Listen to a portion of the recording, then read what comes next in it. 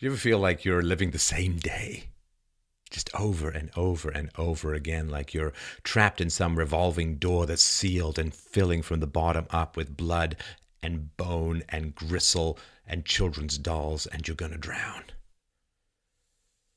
I do.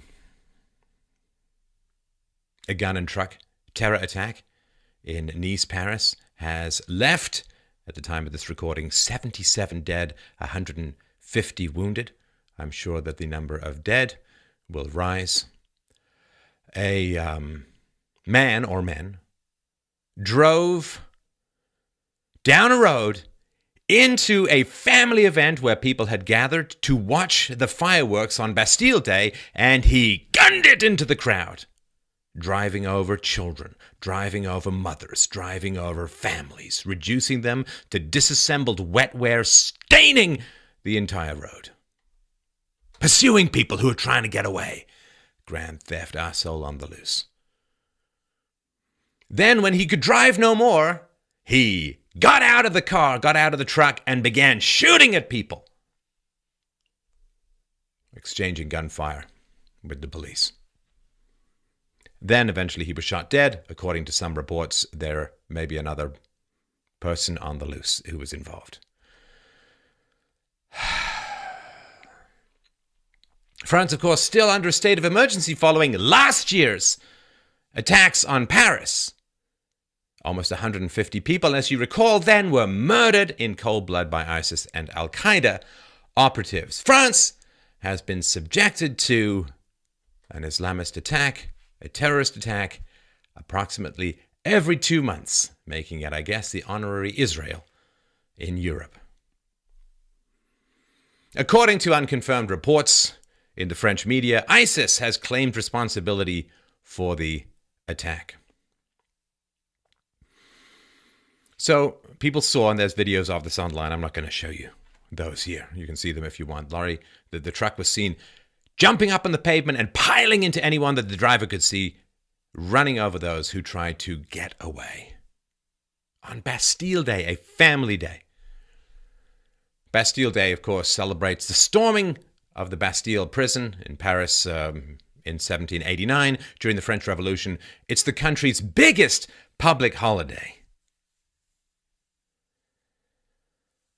Witnesses said that the driver deliberately crashed this truck into a group of people, jumped down, and then, of course, opened fire with a gun and was shot down. You see the pictures of the truck is riddled with bullets.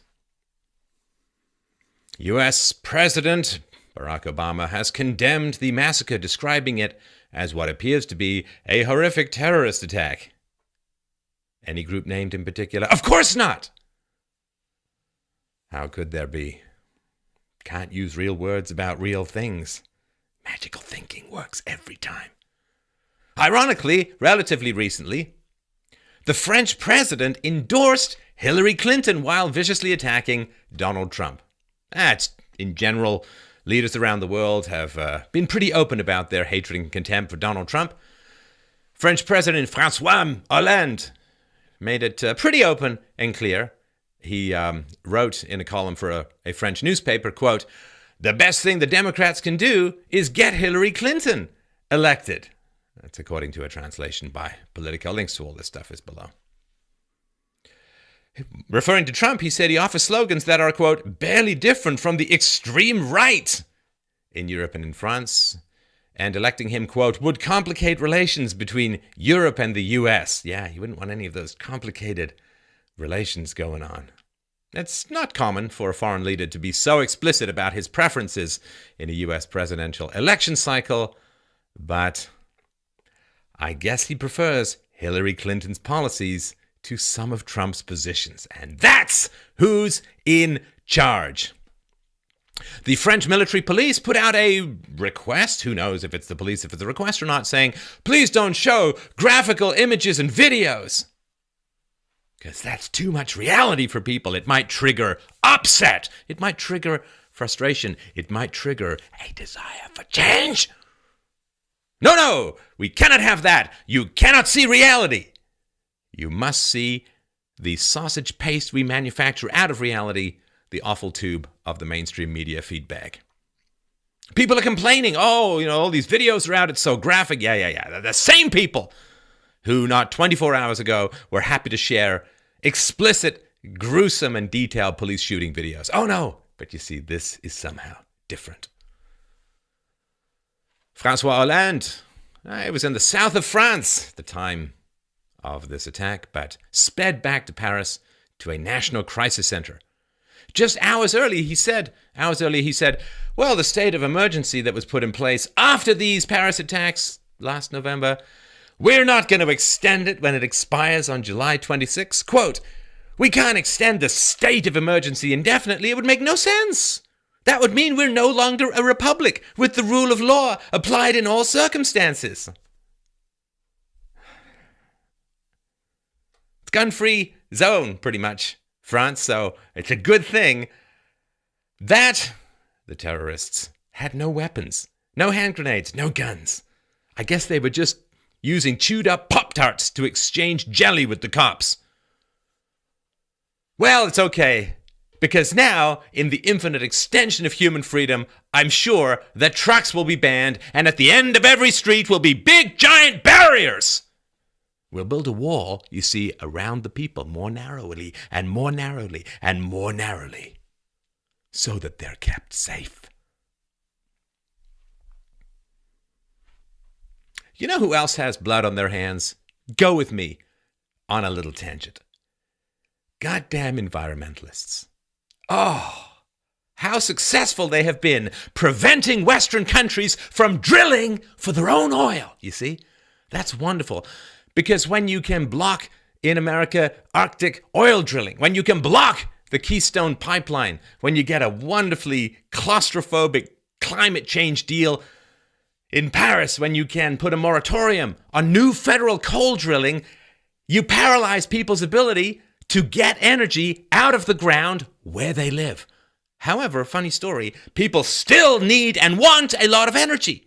I'm looking at you, Leo DiCaprio. So what do? Does that mean, oh, well, we're not going to get energy out of the ground in the West, so we'll just stop using energy? No. What happens is they send enormous amounts of money to Middle Eastern countries.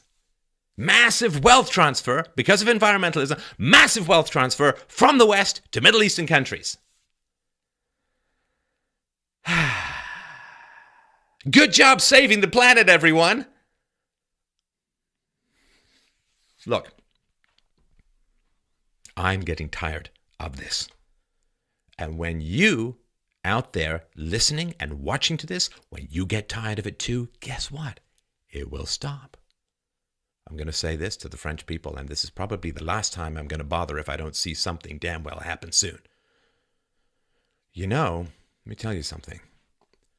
Number one, it's still your country. Number two, the government is supposed to work for you. Number three, if you speak loudly enough, they will listen. Plato said, a long time ago, he said, the price of avoiding politics is being ruled by your inferiors. It's still your country. It's supposed to be your government. Speak loudly and they will listen. If all you want to do is buy 5 more minutes of peace and quiet, you will fall into the pit that takes all lazy civilizations. The price of liberty is eternal vigilance, as the saying has gone for a long time. What is being done in your name by your government is unholy. The French government is the 4th biggest arms dealer on the planet. They are selling untold massive amounts of deadly weaponry to lovely places like the United Arab Emirates and Saudi Arabia and Morocco. In your name, with your money, with your implicit permission, unless you make it stop. It is still your country. You can pressure the government to pass laws, to change policies, to block, to subsidize, to ban, whatever you feel is important. You can make that case. Because is this the kind of world that you want to live in? You're walking down the street. You're kind of nervous. There's a guy with a backpack. Oh, I'm kind of nervous. That guy looks like he's got A pretty big overcoat on for a warm day. Oh, shit, was that a truck? Did I hear a truck? Oh no, did a car backfire? Yeah. Welcome to your future. Welcome to your country. The infinite land of sky-baked paranoia. That is where you're heading. Unless you get together and with a loud voice speak your mind until people in charge listen. There is a picture. It's a horrifying picture. There's a little girl in a body bag with her doll by her side. Now, you remember when that boy drowned, the migrant boy drowned? The picture was everywhere. Is the picture of this little girl going to be everywhere? Because that could be your little girl, or your little boy, or your wife, or your husband, or you next. It is still your country. Do you know what your ancestors had to do to build the country whose freedoms that remain you still enjoy? Do you know who they had to fight? Do you know what they had to do to deliver to you, with their dying, shaking hands, the liberties that you pretend to celebrate? Do you know what your responsibility is? Your responsibility is to preserve and hopefully extend those freedoms, to pass the gift on to your children that was given to you. But that means getting off your asses, getting out and talking, getting out and writing, getting out and speaking, getting out and doing something to change what we all know is coming. It does not have to go the way it feels inevitable and the way it is inevitable if you don't act. It doesn't have to go that way. The future is not written in stone. The future is written in choice and commitment and will.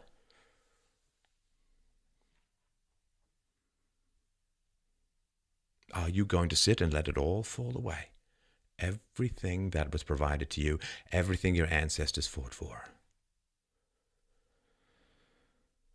Are you going to act loudly, legally, peacefully, emphatically, honestly? Are you going to continue to believe the obfuscations and lies of the new, modern, ink-stained and blood-stained priests called the media,